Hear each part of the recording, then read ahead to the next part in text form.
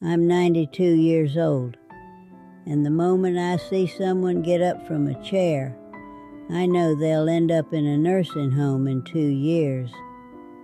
These 6 signs I'm about to mention were always there, in plain sight. I've watched many people lose what they valued most without realizing they were already losing it. I'm not talking about memory. I am not talking about the heart. I'm not talking about any illness that arrives with a name and a diagnosis. I'm talking about something more silent than all of that.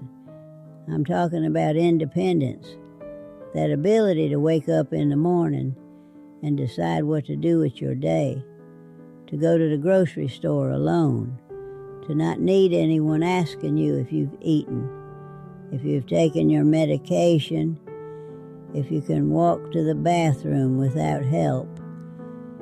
Independence doesn't leave all at once. That is what no one understands until it's too late. It leaves like cold water in a bathtub, so slowly that you never feel the exact moment when the water stopped being warm. I have observed this for decades, not as a doctor, not as a researcher, as a woman who has lived long enough to watch her friends change, her neighbors change, her own husband change, before any doctor said a single word. And what I have noticed is this: there are signs, small ones, everyday ones, almost invisible ones, but they are there months before any fall, any crisis, any difficult conversation with the children. And once you know them, you cannot stop seeing them. Sign 1. This sign appears long before anything serious happens. Long before someone stumbles, long before someone falls, long before someone asks for help. It has to do with the feet, not with tripping, not yet. It has to do with something that happens before, much before. When a person starts losing confidence in their own balance, the first thing that changes is not the way they walk.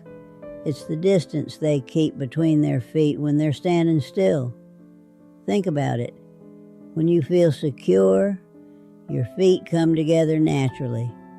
When you're afraid of falling, even if you don't consciously know it, your feet spread apart. They open, as if the body is searching for a wider base so it won't tip over.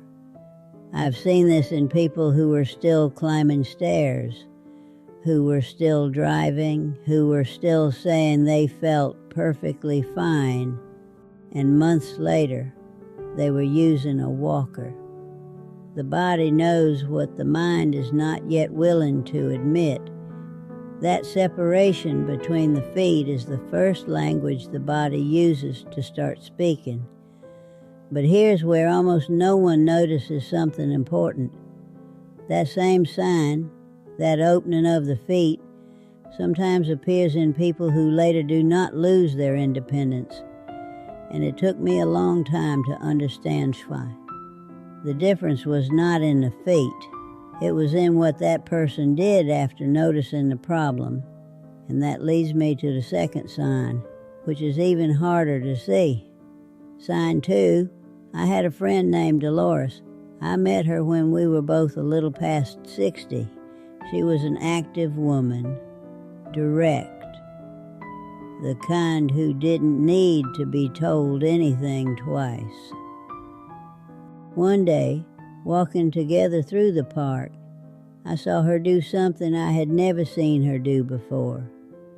Before stepping down from a curb, just one curb, a nothing of a step, she stopped. Just 1 second, but she stopped. And she looked down with an attention she had never needed before.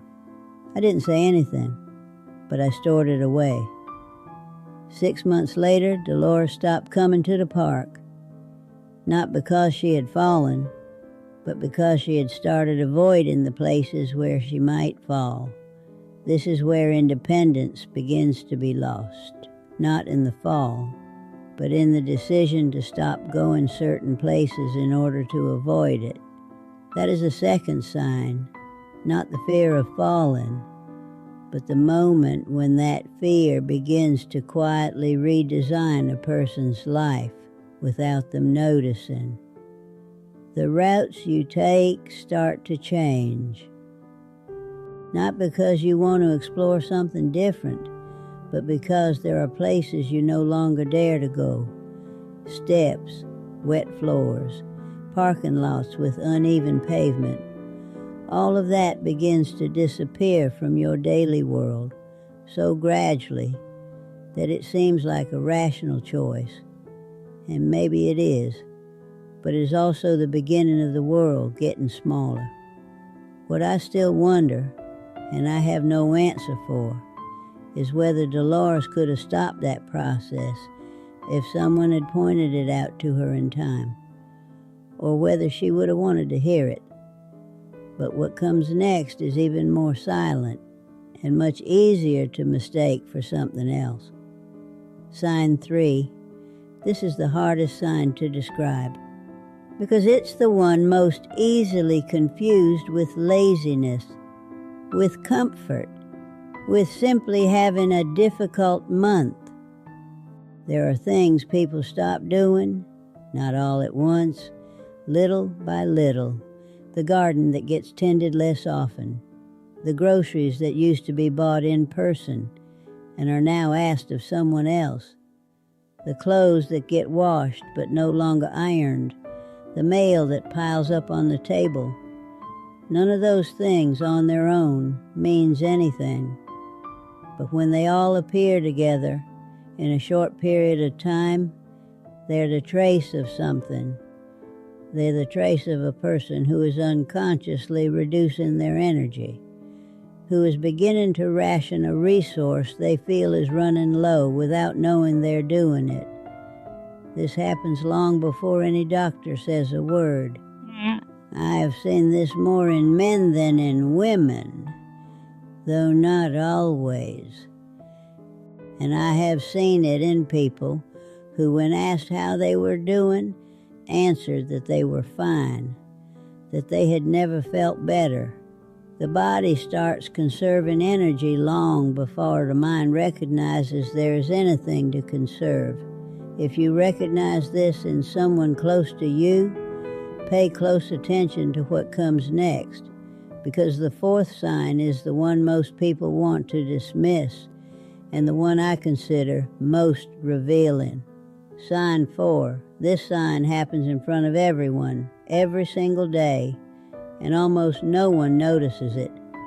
It has to do with the way a person gets up from a chair, not whether they can get up, but how they do it. If a person rises by pressing their hands into their thighs, or gripping the armrest, or leaning their body forward in a way they didn't need to before, that is not simply weak legs. That is a sign that the system coordinating movement, balance, and confidence in the body is already negotiating with itself, already searching for alternatives, already compensating. And what I think is important to say is this: it does not matter what age it appears. I have seen that way of getting up in people who were 65 years old, and I have known women of 85 who rose from a chair as if they were 40. The difference is not always age. Sometimes it is something a person can change. But first, you have to see it.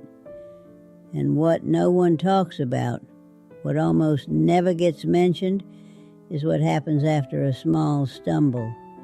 One of those that causes no real fall. One of those you tell as a funny story and then forget. That is the fifth sign. And it's where almost everything gets decided. Sign 5.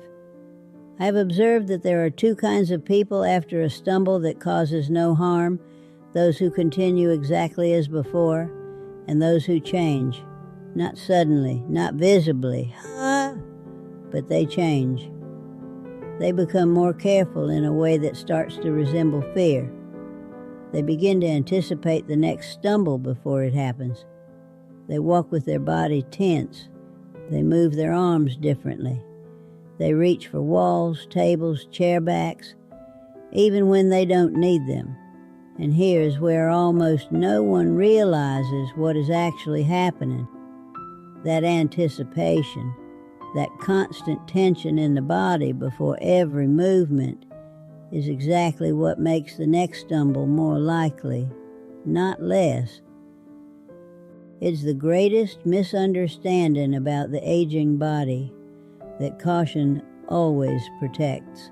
Sometimes excessive caution weakens because a muscle that never takes a risk is a muscle that forgets how to respond when it's needed most. I'm not saying one should be reckless. I'm saying there is a difference between taking care of yourself and making yourself smaller, and that difference is the fifth sign. The last sign is the one that has sparked the most disagreement in my life, because it goes directly against what almost everyone believes. Sign 6. Most people, when they watch someone older lose their independence, say the same thing, that it's age, that it's natural, that it's just how it goes. But I have lived long enough to see that it isn't always age.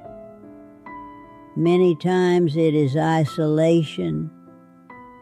I've known people who at 80 years old lived alone, cooked their own meals, went out, had conversations, argued, laughed, and remained completely independent.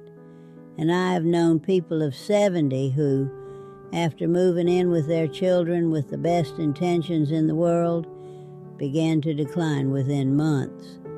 Not because their children were bad people, but because when someone starts doing for you what you can still do for yourself, the body learns not to do it. And what the body learns not to do over time, it forgets how to do. The brain and the body need to be needed. That is not poetry. That is what I've observed in real people over more than 6 decades. This happens long before anyone calls it a problem. Long before there is a conversation, a decision, a diagnosis. It begins in the quiet moments when someone, with all the good intentions in the world, decides to do something for us that we could still do alone. Now I want you to go back to the beginning, to that number you kept, how many seconds you held your foot up before reaching for something. That number is not a diagnosis. I don't care whether it's high or low. What I care about is what you did after. If you put your foot down and didn't think about it again, that is an answer.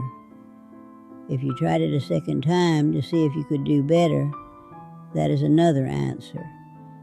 If you felt something uncomfortable when you discovered you couldn't hold it as long as you expected, that is also an answer. Not about your body, about how you're responding to the information your body's already given you. Independence is not defended when it's already leaving. It is protected in the moments when it still seems like there is nothing to protect. That is the only truth I have learned in 92 years. Not the most dramatic one, but the most honest. What I don't know, and what each person will have to answer for themselves, is whether there is a difference between accepting the body's limits with wisdom and surrendering to them too easily. And whether the people around us, when they help us, do so because we truly need it, or because it is easier for them than watching us try on our own